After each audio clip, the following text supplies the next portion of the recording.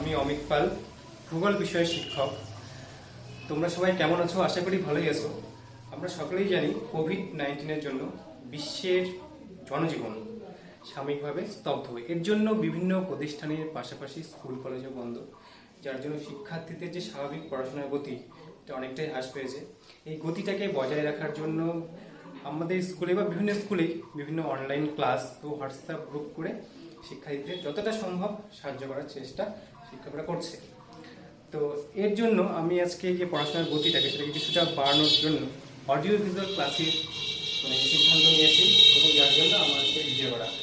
আমি আজকে দশম শ্রেণীর ভূগোল প্রথম অধ্যায় থেকে পরিচ্ছেদ অনুযায়ী পরপর পর্যায়ক্রমে আলোচনা করব। তো আজকে যেটা আমাদের আলোচনার বিষয় সেটা হচ্ছে ভূমিরূপ গঠনের বহির্জাত প্রক্রিয়া ও নদীর বিভিন্ন কাজ। তাহলে বেশি আর কথা না বাড়িয়ে আমরা চলো চলে যাই আজকে ক্লাসে যে আলোচ্য বিষয় সেগুলো নিয়ে আলোচনা করি। তো চলো, প্রথমেই দেখো বলা আছে ভূমিরূপ, তাই না? ভূমিরূপ কাকে বলে? দেখো, পৃথিবীপৃষ্ঠের উপরে অবস্থিত ভূমির যে বাহ্যিক আকার বা চেহারা বা অবয়ব সেগুলিকেই বলা হয় ভূমিরূপ। তাহলে ভূমিরূপটা কি? পৃথিবীপৃষ্ঠের উপর অবস্থিত ভূমির যে বাহ্যিক চেহারা, আকার, আকৃতি, রূপ বা গঠন এটাকে বলা হয় ভূমিরূপ। বুঝা গেল? তাহলে ভূমিরূপ প্রক্রিয়া কাকে বলে? এবার দেখো, পৃথিবীপৃষ্ঠে কিন্তু সর্বত্র সমান নয়, কোথাও উঁচু আর কোথাও উঁচু এবং আর কোথাও নিচু। তাহলে ভূমির যে এইরূপ বৈচিত্র্য, পৃথিবীপৃষ্ঠের অবস্থিত ভূমির যে এইরূপ বৈচিত্র্য, কোথাও উঁচু কোথাও পাহাড় পর্বত, এই বৈচিত্র্যকেই বলা হয় ভূমিরূপের বৈচিত্র্য। এই বৈচিত্র্যতা অনুযায়ী ভূমিরূপকে টোটাল 4 ভাগে ভাগ করা যায়। যেমন প্রথমেই ধরো পর্বত, 2 নম্বর পাহাড়, তারপরে মালভূমি, আর পরে সমভূমি। তাহলে বোঝা গেল ভূমিরূপের বৈচিত্র্য অনুযায়ী ভূমিরূপকে 4 ভাগে ভাগ করা যাচ্ছে। একটা হচ্ছে পর্বত, পাহাড়, মালভূমি, সমভূমি। ওকে, এবার আমরা জানবো ভূমিরূপ প্রক্রিয়া কাকে বলে। বুঝে গেল? ভূমিরূপ প্রক্রিয়া, আমরা ভূমিরূপ জানলাম, তাহলে প্রক্রিয়াটা কি? যে প্রক্রিয়ার দ্বারা ভূপৃষ্ঠের উপর অবস্থিত বিভিন্ন ভূমি গঠিত হয় সেই সমস্ত প্রক্রিয়াকে বলা হয় ভূমিরূপ প্রক্রিয়া। তোমরা অন্যভাবে বলতে পারো, যে সমস্ত ভৌত ও রাসায়নিক প্রক্রিয়ার ফলে বিভিন্ন ভূমিরূপ গঠিত হয় সেই সমস্ত প্রক্রিয়াকে বলা হয় ভূমিরূপ প্রক্রিয়া। এই ভূমিরূপ প্রক্রিয়াকে 2 ভাগে ভাগ করা যায়। তাহলে ভূমিরূপ প্রক্রিয়াকে কয় ভাগে ভাগ করা যাচ্ছে? 2 ভাগে। ভূমিরূপ প্রক্রিয়া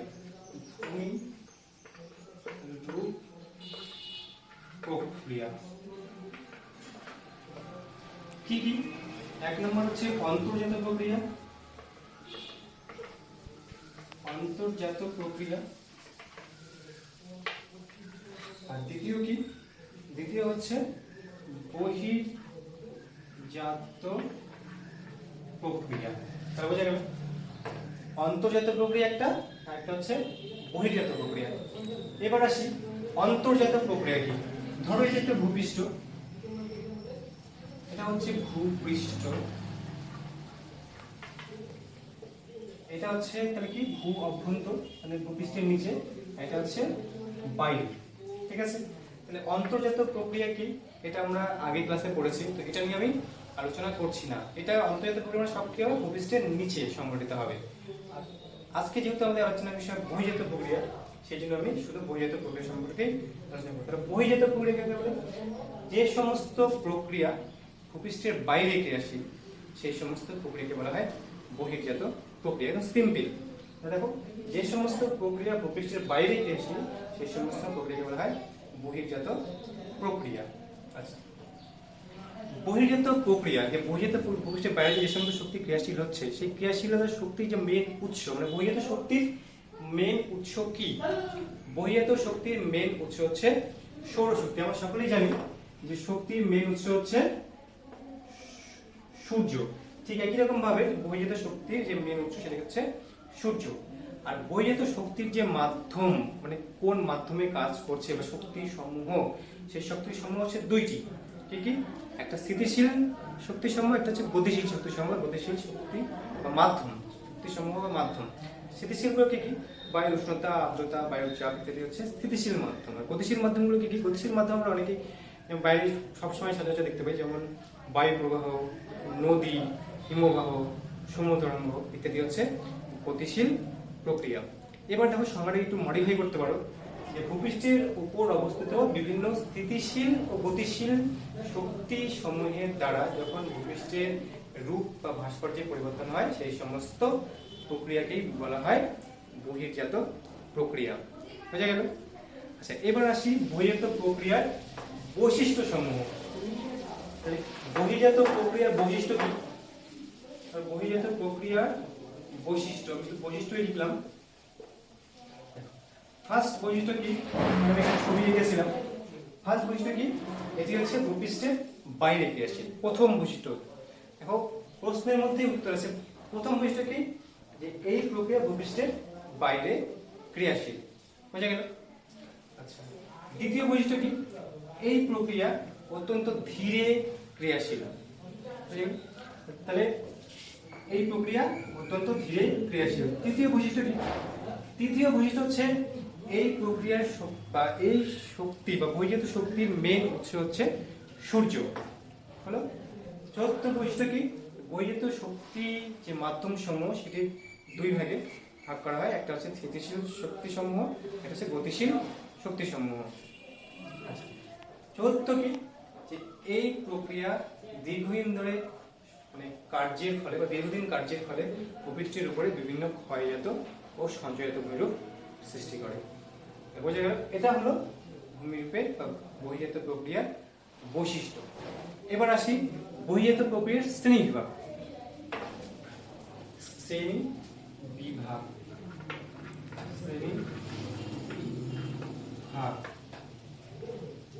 হ্যাঁ, বহির্জাত প্রক্রিয়াকে আমরা তার কাজের যে বৈশিষ্ট্য, কাজের যে প্রকৃতি, সেই অনুযায়ী তিন ভাগে ভাগ করতে পারি। কি কি? প্রথমে হচ্ছে অবরোহণ। অবরোহণ। দ্বিতীয় কি? দ্বিতীয় হচ্ছে আরোহণ। তৃতীয় হচ্ছে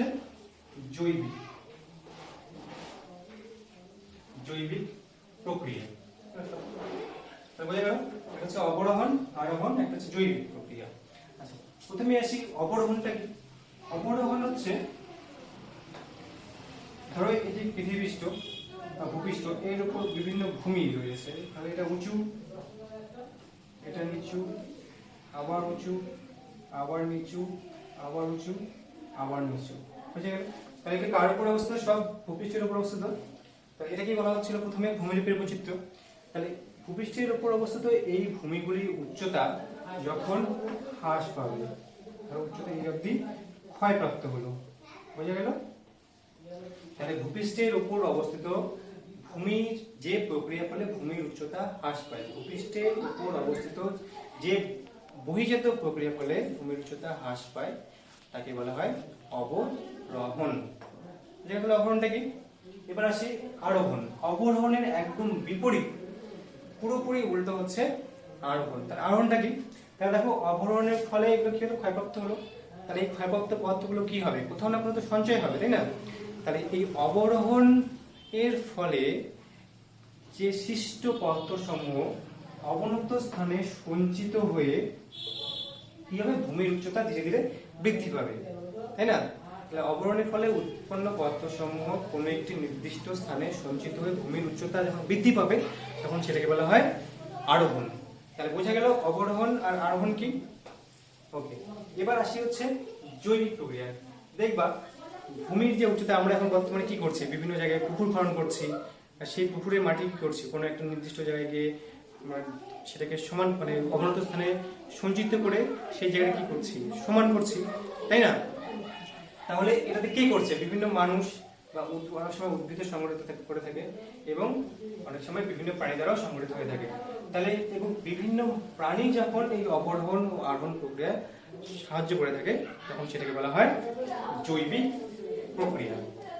ওকে, এবার আসো অবরোহণ ও আরোহণ এর পার্থক্য কি কি? আমি একবারে পার্থক্য বৈশিষ্ট্য না বলে একবারে পার্থক্য করছি, তাহলে তোমাদের বোঝার সুবিধা হবে। অবরোহণ, অবরোহণ হচ্ছে আরোহণ। আচ্ছা, অবরোহণ ফলে কি হচ্ছে, এই ওকে বলে ভূমির উচ্চতা। ভূমির উচ্চতা কি হয়, উচ্চতা হ্রাস পায়। আর এর ফলে কি হয়, ভূমির উচ্চতা বৃদ্ধি পায়, তাই না? প্রথমেই সংজ্ঞাতেই পড়েছিলাম, অবরোহণের ফলে ভূমির উচ্চতা হ্রাস পায় আর আরোহণের ফলে ভূমির উচ্চতা বৃদ্ধি পায়। দ্বিতীয় কি, অবরোহণের ফলে ভূমির যে অবরোহণের ফলে ধীরে ধীরে মানে ক্ষয়জাত, যদি ক্ষয়জাত প্রক্রিয়া, অবরোহণের ফলে বিভিন্ন ক্ষয়জাত ভূমিরূপ গঠন হয়। তাহলে কি এটি একটি ক্ষয়জাত প্রক্রিয়া, এটি একটি ক্ষয়জাত প্রক্রিয়া। আর এটি একটি কি, এটি একটি সঞ্চয়জাত প্রক্রিয়া। ঠিক আছে, তাহলে দেখো এটি একটি ক্ষয়জাত প্রক্রিয়া, এটি একটি সঞ্চয়জাত প্রক্রিয়া। এবার দেখো, যেহেতু এটি ক্ষয়জাত প্রক্রিয়া, তাহলে এর দ্বারা কি হবে, বিভিন্ন ক্ষয়জাত ভূমি সৃষ্টি হবে। তাহলে এর দ্বারা বা অবরোহণের দ্বারা বিভিন্ন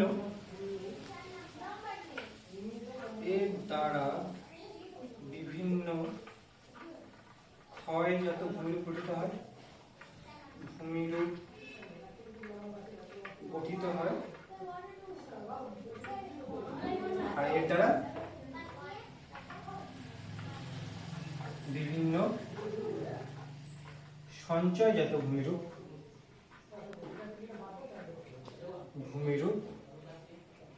গঠিত হয়। বোঝা গেল? তাহলে অবরোহণ প্রক্রিয়া ভূমির উচ্চতা, বহিজাত শক্তির ক্ষয় করার ক্ষমতা, তারপর হচ্ছে আবহবিকারের তীব্রতা ইত্যাদির উপর নির্ভর করে। বোঝা গেল? তাহলে অবরোহণ প্রক্রিয়া ভূমির উচ্চতা, ঢাল, ভূপৃষ্ঠের উপর অবস্থিত বিভিন্ন ক্ষয়কারী শক্তির তীব্রতা, হ্যাঁ, আবহবিকারের তীব্রতা এর উপর নির্ভর করে। আরোহণ কার উপর নির্ভর করে, ক্ষয়জাত পদার্থের পরিমাণ বা সঞ্চয়জাত পদার্থের পরিমাণ ও ভূমির ঢালের উপর নির্ভর করে। তাহলে বোঝা গেল, এটা হলো অবরোহণ এবং আরোহণের পার্থক্য, এবং এটাকে তোমরা বৈশিষ্ট্য হিসেবে আলাদা করে লিখতে পারো। আচ্ছা,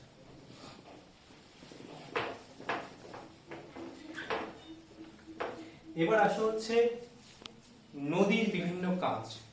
নদী, আমরা প্রত্যেকেই কম বেশি নদী দেখেছি। নদী কাকে বলে?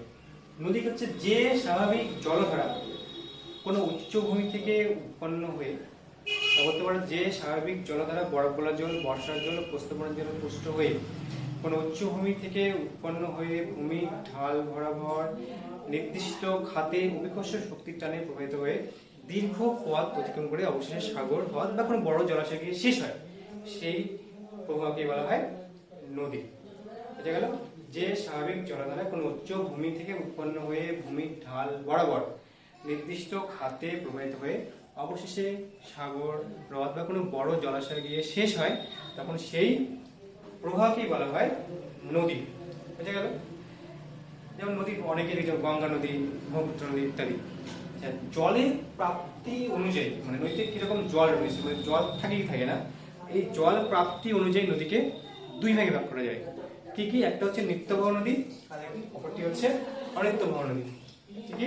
নিত্যবহ নদী, নিত্যবহ নদী, আর একটি হচ্ছে অনিত্যবহ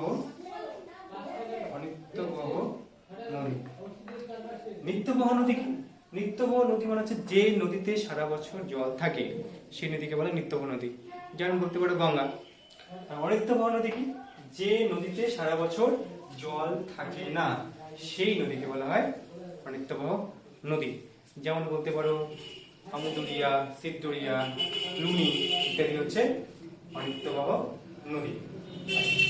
এই মতো নদী সম্পর্কে অনেক পরিভাষা রয়েছে বা নদীর বিভিন্ন অংশ রয়েছে, সেগুলি সম্পর্কে এখন আমরা জানবো।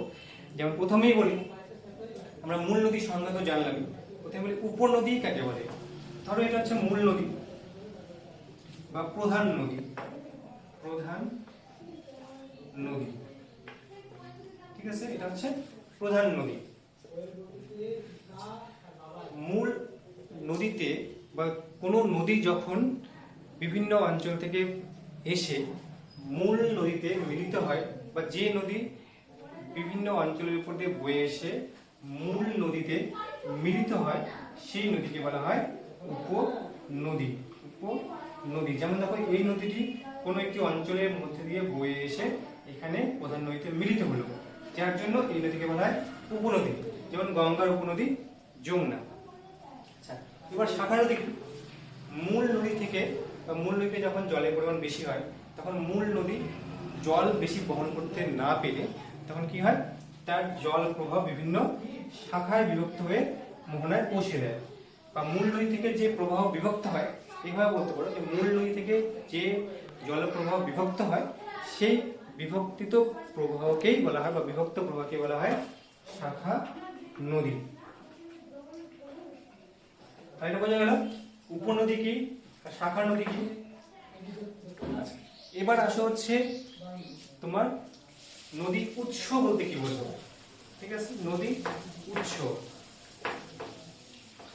নদীর উৎস, নদীর উৎস বলতে নদী যে স্থান থেকে উৎপত্তি লাভ করেছে, ঠিক আছে, উৎস মানে উৎপত্তি, নদী যে স্থান থেকে উৎপত্তি লাভ করেছে সেই স্থানটিকে বলা হয় নদীর উৎস। যেমন তোমরা বলতে পারো উদাহরণ হিসেবে যে গঙ্গার উৎপত্তি হচ্ছে গঙ্গোত্রী হিমবাহের গোমুখ তুষার গুহা। এই উৎস অঞ্চল সাধারণত কোনো পাহাড় পর্বত বা প্রস্থবন বা হিমবাহ গঠিত অঞ্চল হয়ে থাকে, ঠিক আছে। আচ্ছা, এটা গেল হচ্ছে নদীর উৎস। এরপরে আসবে হচ্ছে নদী উপত্যকা। নদী উপত্যকা, ঠিক আছে। এখন নদী উপত্যকা কি? নদী উপত্যকা হচ্ছে দেখো নদী উৎস থেকে, ধরো এটা যদি উৎস হয়, উৎস থেকে যে পথের মাধ্যমে মোহনায় পৌঁছায় সেই পথ থেকেই বলা হয় এটা উৎস, এটা হচ্ছে মোহনা। তাহলে নদী উৎস থেকে বা উৎপত্তি স্থল থেকে যে খাতের মধ্যে দিয়ে মোহনায় পৌঁছায় সেই খাতটিকে বলা হয় নদীর উপত্যকা। বোঝা গেল? উৎস থেকে দেখো মোহনা পর্যন্ত যে খাতের মধ্যে নদী প্রবাহিত হচ্ছে সেই খাতটিকে বলা হয় নদীর উপত্যকা। আচ্ছা, মোহনা তাহলে কিছু বলে, দেখো নদী যে মানে যেখানে গিয়ে নদীর গতিপথ শেষ হয়, বোঝা গেল, মানে যে স্থানে গিয়ে নদীর গতিপথ শেষ হয় সেই স্থানটিকে বলা হয় নদীর মোহনা। এর মধ্যে গঙ্গা নদীর মোহনা যেমন বঙ্গোপসাগর, এটা বোঝা গেল। তারপরে আসো ধারণ অববাহিকা। ধারণ অববাহিকা, ঠিক আছে। ধারণ অববাহিকা, দেখো আমরা বিভিন্ন পাহাড় দেখেছি এবং পাহাড়ে কি দেখা যায়, ঝর্ণা দেখা যায়, তাই না, বাস বিভিন্ন ছোট ছোট জলাধারা দেখা যায়। এই পাহাড় বা পর্বতে থাকা কি হয়, এই ঝর্ণাগুলো ধীরে ধীরে নেমে পাহাড় বা পর্বতের তলদেশে একত্রিত হয় এবং একত্রিত হয়ে যে বড় জলাধারা সৃষ্টি করে এবং সেখান থেকেই একটি নদীর উৎপত্তি হয়। তাহলে দেখো যে নদীর যে জলের উৎস, নদীতে যে জল যে যোগান সেটা বজায় রাখলো কারা, এটা বজায় রাখলো সেই পাহাড় বা পর্বতে থাকা ছোট ছোট জলাধারা বা ঝর্ণাগুলো। বোঝা গেল?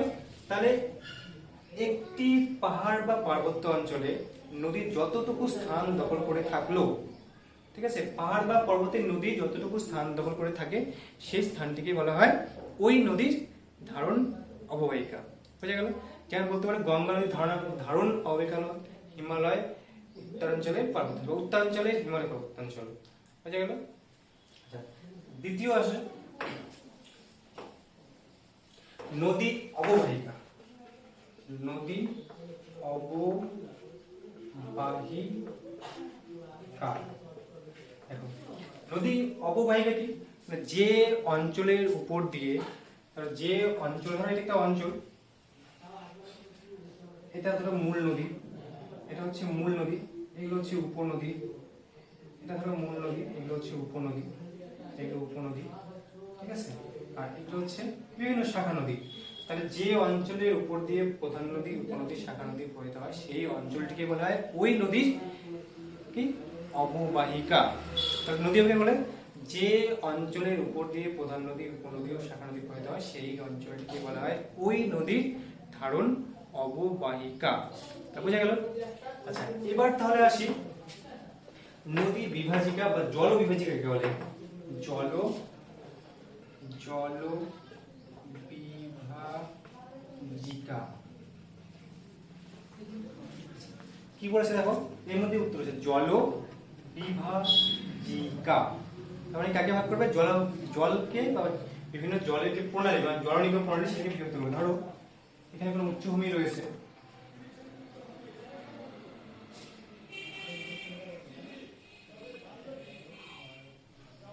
এখানে বিভিন্ন নদী গোষ্ঠী গড়ে উঠেছে। তাহলে নদী গোষ্ঠীকে ভাগ করেছে এই উচ্চভূমি, তাই না? উচ্চভূমি এটি।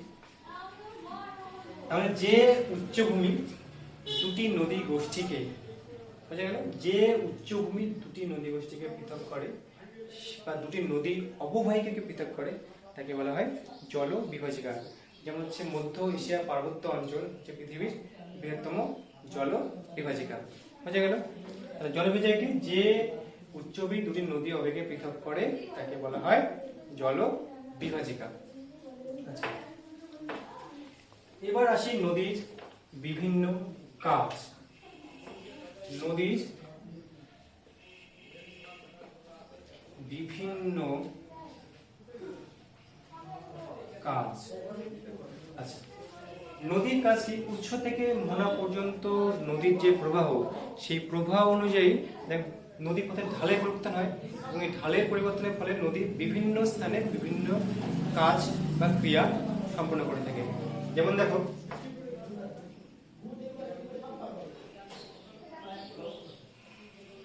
ধরো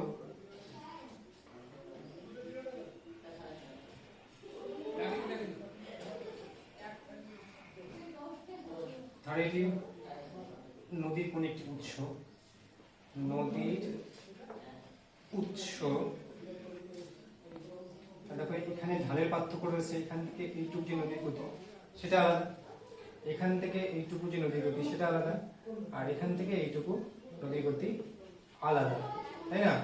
যেহেতু এখানে ঢালের পার্থক্য করছে, উৎস থেকে এইখানে যদি নদীর মোহনা হয় তাহলে উৎস থেকে মোহনা পর্যন্ত নদীর পথে যে ঢালের পরিবর্তন তিন ভাগে লক্ষ্য করা যাচ্ছে, বা বলতে পারো উৎস থেকে মোহনা পর্যন্ত নদীর তিনটি গতি লক্ষ্য করা যায়। কি কি? একটা উচ্চ গতি, একটা মধ্যগতি, একটা নিম্ন গতি। বুঝা গেল? উচ্চ গতিকে অনেক সময় বলা হয়, যেহেতু এটা মানে পর্বতে এই মানে গতিটি লক্ষ্য করা যায় সেটাকে বলা হয় পার্বত্য গতি। মধ্যগতিকে বলা হয় সমী প্রবাহ, যেটি সমী অঞ্চলের উপর দিয়েই প্রবাহিত হয়। আর নিম্ন গতিকে বলা হয় বদ্বীপ প্রবাহ। কারণ এই নদীর যে তিনটি গতি, উচ্চ, মধ্য এবং নিম্ন, বুঝা গেল? নদীর গতি কয়টি? উচ্চ, মধ্য এবং নিম্ন। এই তিনটি গতিতেই নদী ভিন্ন ভিন্ন কার্য সম্পন্ন করে। যেমন প্রথম উচ্চ গতি নদী কি করে?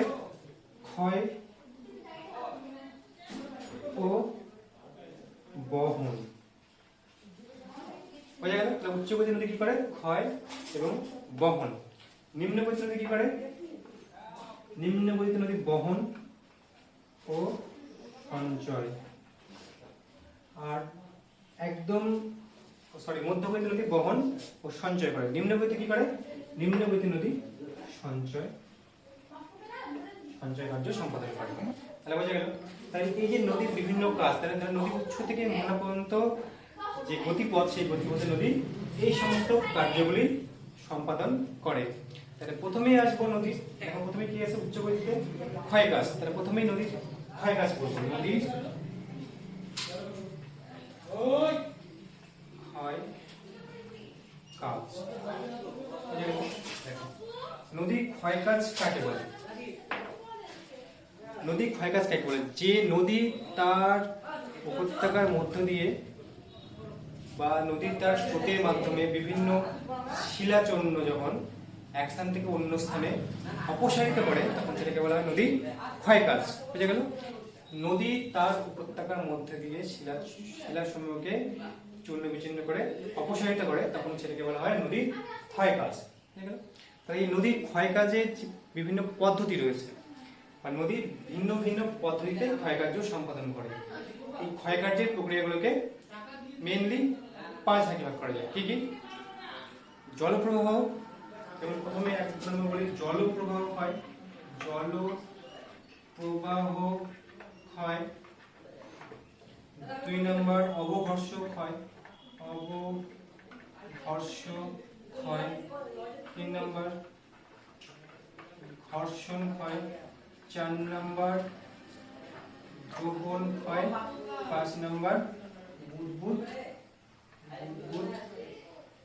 ক্ষয়। বুঝা গেল? তাহলে ক্ষয়ের পরিমাণ কি কি?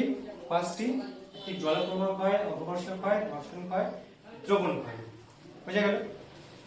প্রথমেই আসি জলপ্রবাহ ক্ষয়। বোঝার চেষ্টা করো কি বলছে? জলপ্রবাহ ক্ষয় মানে কার প্রবাহ? জলের প্রবাহ। তাই নদী তার উপত্যকার মধ্যে শুধুমাত্র জলের প্রবাহ দ্বারা যে ক্ষয় হবে সেই ক্ষয়টাকে বলা হয় জলপ্রবাহ ক্ষয়। এই ক্ষয় কোথায় সীমা থাকবে? নদীর 2 পাড় এবং তলদেশ। বুঝা গেল? তাই জলের প্রবাহ দ্বারা নদীর 2 পাড় এবং তলদেশ যখন ক্ষয়প্রাপ্ত হয় তখন সেটাকে বলা হয় জলপ্রবাহ ক্ষয়। বুঝা গেল? তারপরে কি? অবঘর্ষ ক্ষয়। ধরো নদী এটি তলদেশ, নদী তো শুধু জল বহন করে না, তার সঙ্গে সঙ্গে বিভিন্ন নুড়ি, বালি, কাগজ, শিলাখণ্ড বহন করছে। বুঝা গেল? বিভিন্ন আকৃতি ধরো শিলাখণ্ড বহন করছে। এই শিলাখণ্ডগুলি যখন নদী খাতে আঘাত করবে, এবং নদী খাতে এবং নদীর 2 পাড়ে যখন আঘাত করবে, তখন যে ক্ষয়টা হবে, ক্ষয়ের সেই প্রক্রিয়াটাকে বলা হবে অবঘর্ষ ক্ষয়। বুঝা গেল? তাই নদী বহনকারী বিভিন্ন শিলাখণ্ড, নদীর জলপ্রবাহের দ্বারা যে সমস্ত শিলাখণ্ড বাহিত হয়, সেই শিলাখণ্ডের মাধ্যমে যখন নদীর তলদেশ এবং 2 পাড় ক্ষয়প্রাপ্ত হয়, তখন সেই ক্ষয়কে বলা হয় তোমার অবঘর্ষ ক্ষয়। এবার আসে হচ্ছে ঘর্ষণ ক্ষয়। ঘর্ষণ ক্ষয়টা কি? ধরো নদীর প্রবাহের মাধ্যমে বিভিন্ন আকৃতির শিলাখণ্ড যে ক্ষয়িত হচ্ছে, এরা কি করবে? এখন পরস্পর সংঘর্ষ লাগবে আর পরস্পর ঠোকাঠুকি লাগবে, এবং এই ঠোকাঠুকি লাগার মাধ্যমে যে ক্ষয়টা হবে, তখন সেই ক্ষয়টাকে বলা হবে ঘর্ষণ ক্ষয়। ধরো এই যে দুটো শিলাখণ্ড পরস্পর ঠোকাঠুকি লাগবে, তার ফলে কিছুটা আয়তন কমে আসবে। এই যে ক্ষয়, এই যে ঠোকাঠুকি লাগার ফলে যে ক্ষয়, সেই ক্ষয়টাকে বলা হয় তোমার ঘর্ষণ ক্ষয়। বুঝা গেল? এবার আসা হচ্ছে দ্রবণ ক্ষয়। দ্রবণ ক্ষয় নদী জলে অম্লের ফলে কিছু কিছু শিলাস্তর, নদী জলে অম্লের প্রভাবে কিছু কিছু শিলাস্তর তোমার ক্ষয়ীভূত হয় বা দ্রবীভূত হয় এবং সেখান থেকে অন্য স্থানে স্থানান্তরিত হয়। ক্ষয়ের এই প্রক্রিয়াকেই বলা হয় দ্রবণ ক্ষয়। বুদবুদ ক্ষয় কি? বুদবুদ ক্ষয়টা হচ্ছে জলস্রোতের মধ্যে অনেক সময় কি হয়? বায়ু আটকে যায়। জলস্রোতের মধ্যে অনেক সময় বায়ু আটকে যাওয়ার ফলে বায়ু কি হবে? হালকা, সে বাইরে থেকে বেরিয়ে আসার চেষ্টা করবে এবং বেরিয়ে আসার ফলে প্রচন্ড আওয়াজ করে বাইরের শিলাস্তরে গিয়ে সেই জলটা আছড়ে পড়বে, এবং আছড়ে পড়ার ফলে শিলাস্তরের উপর যে ক্ষয়টা হবে, এই যে আছড়ে পড়ার ফলে যে একটা শক্তি কাজ করছে এবং তারপরে শিলাস্তর ক্ষয় হচ্ছে, এই ক্ষয়ের এই প্রক্রিয়াকে বলা হয় বুদবুদ ক্ষয়। এই যে আছড়ে পড়ার যে ক্ষমতা, কোন একটি শিলাস্তরের উপর যে জলগুলো আছড়ে পড়ছে, এই আছড়ে পড়ার ক্ষমতা হচ্ছে 1 সেন্টিমিটারে 18 কেজি হাতুড়ির সমান। বুঝা গেল? তাহলে এগুলো হচ্ছে নদীর ক্ষয়কাজের প্রক্রিয়া। বুঝা গেল? এবার দেখো নদীর যে ক্ষয় করবে বা নদীর যে ক্ষয়কাজ, সেটা ক্ষয়কাজ নিয়ন্ত্রক বা ক্ষয়কাজের কারণগুলি কি কি? ওদের ক্ষয়কাজের নিয়ন্ত্রক বলতে পারো, নিয়ন্ত্রক। ঠিক আছে? ক্ষয়কাজের, নদীর ক্ষয় কাজের নিয়ন্ত্রকগুলি কি কি, বা নদীর যে ক্ষয়কাজ এতক্ষণ সম্পন্ন করলো বিভিন্ন পদ্ধতির মাধ্যমে, ক্ষয়কাজের নিয়ন্ত্রকগুলি কি কি? 1 নম্বর হচ্ছে নদীর ঢাল। আমি কিন্তু সংক্ষিপ্ত পয়েন্ট বলেছি। নদীর ঢাল, দেখো নদীর যদি ঢাল বেশি হয়, আমরা জানি, সকলে জানি উচ্চ বা পার্বত্য বইতে নদীর ঢাল বেশি হয়, তাই এই যে ঢাল বেশি হয় তার জন্য কি হয়? নদীর ক্ষয়কাজটা বেশি হয়। এবং এই যদি ঢাল যদি কম হয় তাহলে কি হবে? নদীর ক্ষয়কাজ কম হবে। তাহলে নদীর ক্ষয়কাজ থেকে কে নিয়ন্ত্রণ করছে? ঢাল। আচ্ছা, দ্বিতীয় নম্বর পয়েন্ট কি? জলের পরিমাণ, জলের বা বলতে নদীতে জলের পরিমাণ। দেখো নদীতে যদি জল বেশি থাকে, তাহলে নদীতে জলের পরিমাণ বেশি থাকলে কি হবে, নদী ক্ষয় বেশি করবে, এবং যদি জল কম থাকে তাহলে কি হবে, নদী ক্ষয় কম করবে, তাই না? তৃতীয় পয়েন্ট কি? তৃতীয় পয়েন্ট হচ্ছে জলের গতিবেগ বা নদীর গতিবেগ। নদীর গতিবেগ বলতে পারো বা প্রবাহ বলতে পারো। গতিবেগ, গতিবেগটা কি? নদীর যদি গতিবেগটা বেশি হয় বা নদীর প্রবাহ যদি বেশি হয়,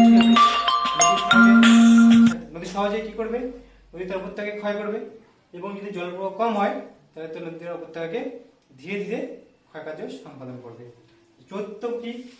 শিলা, ভূতাত্ত্বিক গঠন বলতে পারো। ভূতাত্ত্বিক গঠন। এখন নদী যে স্থানের উপর দিয়ে প্রবাহিত হচ্ছে সেটা যদি কঠিন শিলা গঠিত অঞ্চল হয় তাহলে কি হবে, ক্ষয়টা কম হবে। আর যদি সেটি নরম শিলা দ্বারা গঠিত অঞ্চল হয় সেটাতে ক্ষয় বেশি হবে।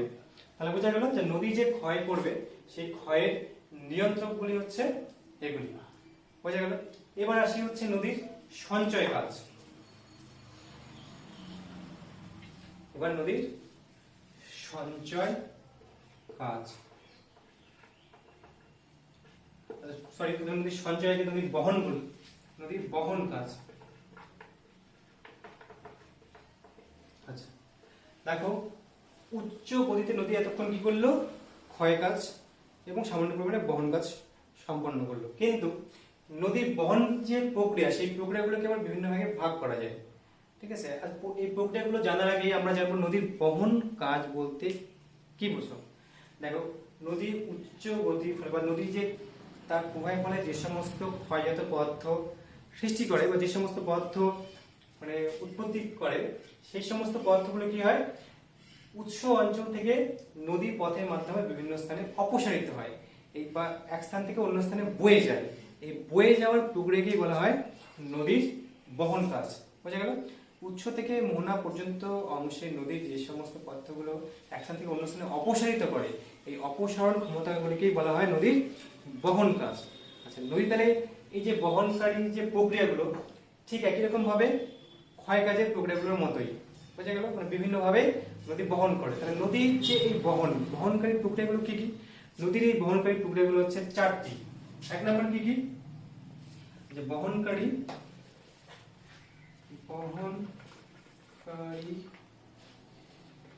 প্রক্রিয়া। প্রথম প্রক্রিয়া কি? প্রথম প্রক্রিয়া হচ্ছে জলপ্রবাহ বা ভাসমান প্রক্রিয়া। ভাসমান প্রক্রিয়া। দুই নম্বর লম্ফদান প্রক্রিয়া। লম্ফদান প্রক্রিয়া। তিন নম্বর কি? দ্রবণ প্রক্রিয়া। চার নম্বর কি? আকর্ষণ। আকর্ষণ বা টান প্রক্রিয়া। দেখো কি বলেছে, ভাসমান প্রক্রিয়া। আমরা দেখি যখন নদীর যে জলস্তর, স্বাভাবিক জলস্তর আমরা কি দেখি, অনেক কিছু বয়ে নিয়ে দেখি না, উপরে ভেসে ভেসে যাচ্ছে। ঠিক একই রকম ভাবে নদী তার প্রবাহের দ্বারা বিভিন্ন ছোট ছোট শিলাখণ্ড, নদীখণ্ড, বালি ভাসিয়ে, শিলাখণ্ড ঠিক নয়, বিভিন্ন বালিকণা, বিশেষত এই বালিকণা কি হয়, এক স্থান থেকে অন্য স্থানে বয়ে যায়। কারণ যেহেতু ভেসে ভেসে বয়ে যাচ্ছে, যার জন্য এটাকে বলা হয় ভাসমান প্রক্রিয়া। তাহলে বোঝা গেল নদীর ভাসমান প্রক্রিয়া কি? নদীর যে প্রক্রিয়ার মাধ্যমে, নদীর প্রবাহের মাধ্যমে যখন সূক্ষ্ম সূক্ষ্ম বালুকণা, পলিকণা এক স্থান থেকে অন্য স্থানে বয়ে যাচ্ছে, তখন সেটাকে বলা হয়, যেহেতু ভেসে বয়ে যাচ্ছে, সেটাকে বলা হয় ভাসমান প্রক্রিয়া। দ্বিতীয় প্রক্রিয়া কি বলছে? লম্ফদান প্রক্রিয়া। এবার ধরো নদী তো শুধুমাত্র পলিবালি বহন করে না, ওর সঙ্গে সূক্ষ্ম সূক্ষ্ম ক্ষুদ্র ক্ষুদ্র শিলাখণ্ড বা এর থেকে বড় আকৃতির শিলাখণ্ড বহন করে। তাহলে যে সমস্ত শিলাখণ্ড তোমার আয়তনে একটু বড়, সেই সমস্ত শিলাখণ্ডগুলো কি হবে, নদীর তলদেশে বা নদীর স্রোতের টানে বা নদীর গতির ফলে তোমার লম্ফদান মানে হচ্ছে লাফিয়ে লাফিয়ে যাবে। এখানে ধাক্কা লাগবে, এখান থেকে ধাক্কা লাগবে, আবার এখানে, আবার এখানে, এখানে এই যে লাফিয়ে লাফিয়ে চলার যে প্রক্রিয়া, সেই প্রক্রিয়াকে বলা হয় লম্ফদান প্রক্রিয়া। তারপরে আসো কি? দ্রবণ প্রক্রিয়া। আমরা এই ক্ষয়ের প্রক্রিয়া তো পড়লাম, যে জলের মধ্যে অনেক সময় অনেক কিছু খনিজ রয়েছে যেগুলো জলের সংস্পর্শে আসা মাত্র কি হয়, গলে যায়, এবং এই গলে যাওয়ার ফলে কি হয়, এক স্থান থেকে অন্য স্থানে বাহিত হয়। এই বহনের প্রক্রিয়াকে বলা হয় তোমার দ্রবণ প্রক্রিয়া। ঠিক আছে, এরপরে আসে হচ্ছে আকর্ষণ বা টান প্রক্রিয়া। আকর্ষণ বা টান প্রক্রিয়া কি? আকর্ষণ বা টান প্রক্রিয়া হলো হচ্ছে অপেক্ষাকৃত বৃহদাকৃতির শিলাখণ্ড নদীর তলদেশে যখন কি হয়, গড়িয়ে গড়িয়ে স্থানান্তরিত হয়। ধরো বড় আকৃতির শিলাখণ্ড এরকম গড়িয়ে গড়িয়ে সব একদম গড়িয়ে গড়িয়ে স্থানান্তরিত হচ্ছে, তখন সেটাকে বলা হয় কি প্রক্রিয়া? আকর্ষণ বা টান প্রক্রিয়া। বুঝা গেল? তাহলে এই যে নদীর বহন প্রক্রিয়া কয়টি? 4টি। এবার আসি হচ্ছে নদীর সঞ্চয় প্রক্রিয়া।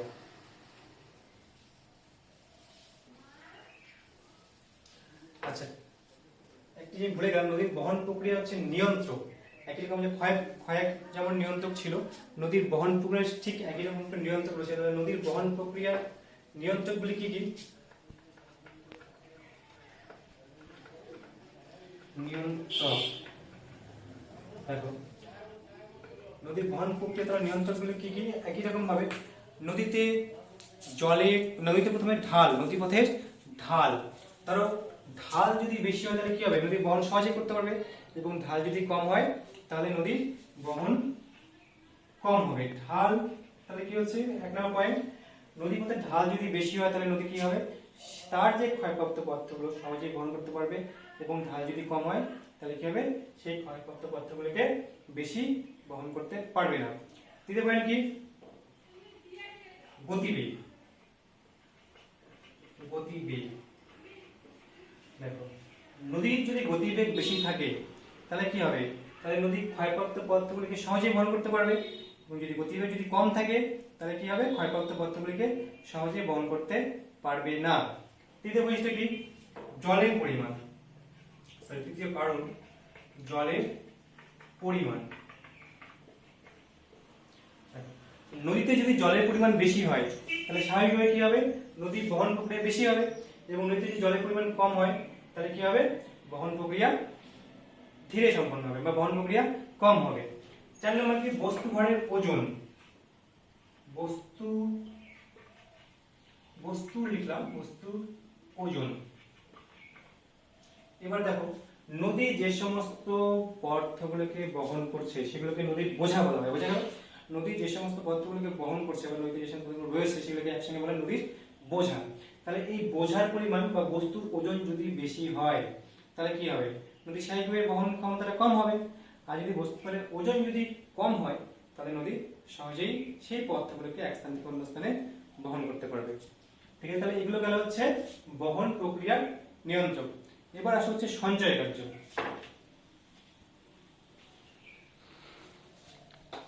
নদীর সঞ্চয় কাজ। নদীর সঞ্চয় কাজ বলতে কি বোঝায়? একই রকম ভাবে নদী পার্বত্য প্রবাহে বা মধ্য প্রবাহে ক্ষয়প্রাপ্ত দ্রব্য সমূহ যখন কোনো স্থানে সঞ্চিত হয়, বোঝা গেল? নদীর ক্ষয়প্রাপ্ত দ্রব্য সমূহ যখন কোনো স্থানে সঞ্চয় হয় তখন সেই প্রক্রিয়াকে বলা হয় সঞ্চয় প্রক্রিয়া। বোঝা গেল? বা বলা হয় নদীর অবক্ষেপণ। ঠিক আছে, এবার নদীর এই যে অবক্ষেপণ আগের যে প্রক্রিয়াগুলো ছিল তার মধ্যে কিছু কিছু বিষয়ের উপর নিয়ন্ত্রিত হবে, কিছু কিছু বিষয়ের দ্বারা তোমার হচ্ছে প্রভাবিত হয়। তাহলে নদীর সঞ্চয় কাজের নিয়ন্ত্রক বা যেটাকে তোমরা নির্ভরশীল বলতে পারো, নদীর সঞ্চয় কাজের নিয়ন্ত্রকগুলি কি কি? 1 নম্বর হচ্ছে বোঝার পরিমাণ। নদী, ঠিক আছে, বোঝার পরিমাণ। দেখো নদীতে যদি বোঝার পরিমাণ বেশি হয় তাহলে সঞ্চয় হবে, আর বোঝার পরিমাণ যদি কম হয় তাহলে সঞ্চয়ের পরিমাণ বা সঞ্চয় সেরূপ হবে না। বোঝা গেল? তাহলে সঞ্চয় কাজের প্রধান নিয়ন্ত্রকটাই হচ্ছে বোঝার পরিমাণ বা বস্তুভারের পরিমাণ। নদীতে যদি বস্তুভার বেশি থাকে তাহলে নদী কি হবে, বেশি পরিমাণে সঞ্চয় করবে, আর যদি বস্তুভার কম থাকে তাহলে কি হবে, নদী কম পরিমাণে সঞ্চয় করবে। তৃতীয় বৈশিষ্ট্য কি? তৃতীয় হচ্ছে নদীর ঢাল।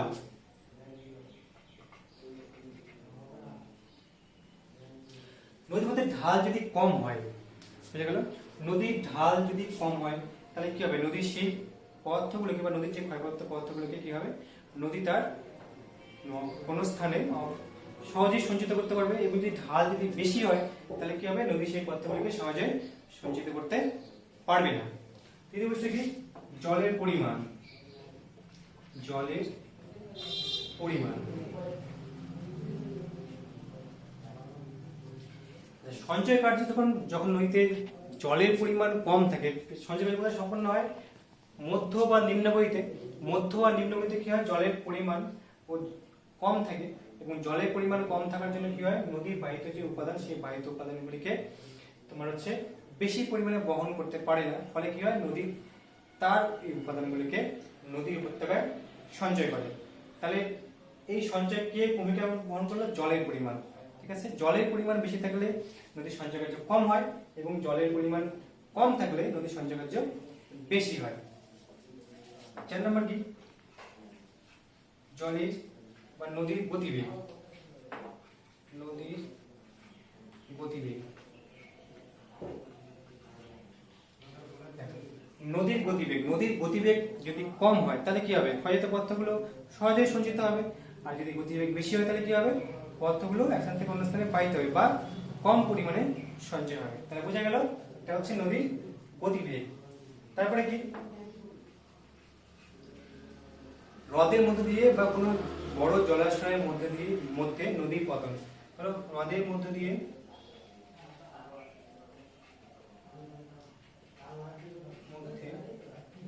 নদীর বা কোনো স্থির জলে নদীর পতন। ধরো হ্রদের স্থির জলে যখন নদী পতিত হবে তখন কি হবে, তার গতি স্বাভাবিকভাবে কমে যাবে। সেই কমে যাওয়ার ফলে নদীর বাহিত উপাদানগুলো কি হবে, সেই অবনত স্থানে সঞ্চিত হবে। বোঝা গেল। তাহলে নদীর যে সঞ্চয় কাজ, সেই সঞ্চয় কাজগুলো ইত্যাদির উপর নির্ভর। কি, প্রথম হচ্ছে বোঝার পরিমাণ, ঢাল, জলের পরিমাণ, জলের গতিবেগ, হ্রদের মধ্যে দিয়ে নদীর প্রবাহ বা পতন। বোঝা গেল। তাহলে আজকে যে আমাদের ক্লাসের যে বিষয়গুলো, সেই ক্লাসের বিষয়গুলো এখানেই শেষ হলো। এর পরের দিন আমি নদীর যে ক্ষয় কাজ ও সঞ্চয় কাজ রয়েছে তাদের ফলে যে ভিন্ন গঠিত ভূমিরূপ, সেই সমস্ত জিনিস নিয়ে আলোচনা করব। আর আজকে ক্লাস এই পর্যন্ত শেষ। ভিডিও কেমন লাগলো, তোমাদের কোথায় কোথায় অসুবিধা হচ্ছে বা কোনো জায়গায় যদি বুঝতে অসুবিধা হয় তাহলে আমাকে কমেন্ট বক্সে জানিও।